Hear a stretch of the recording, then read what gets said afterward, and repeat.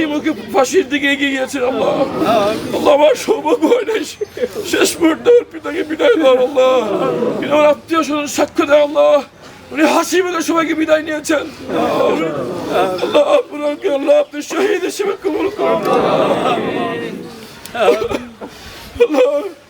আমরা যারা উত্তরসূরি আছি আল্লাহ, উনি যে আজীবন যে দিনের পথে সময় কাটিয়ে গিয়েছেন আল্লাহ, এই দিনের উপর আমার জীবন আমাদেরকে টিকে থাকার জন্য তৌফিক দান করুন।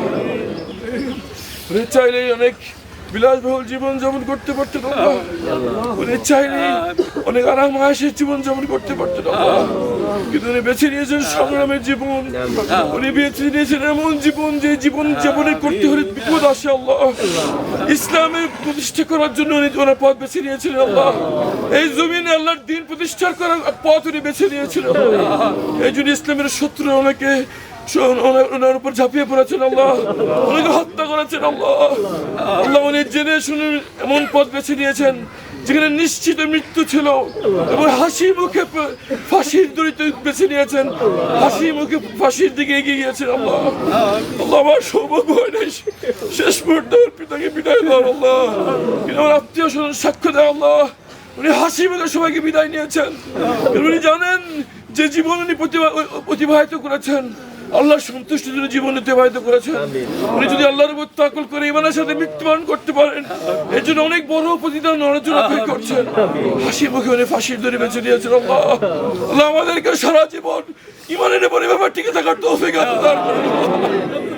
কোন বিপদ আপদ, কোন হুমকি ধামকি যেন আমরা কোনদিন পিছপা না হই আল্লাহ। আদর্শ সংগ্রামে যেন আমৃত্যু আমরা আপোষহীন থাকতে পারি আল্লাহ।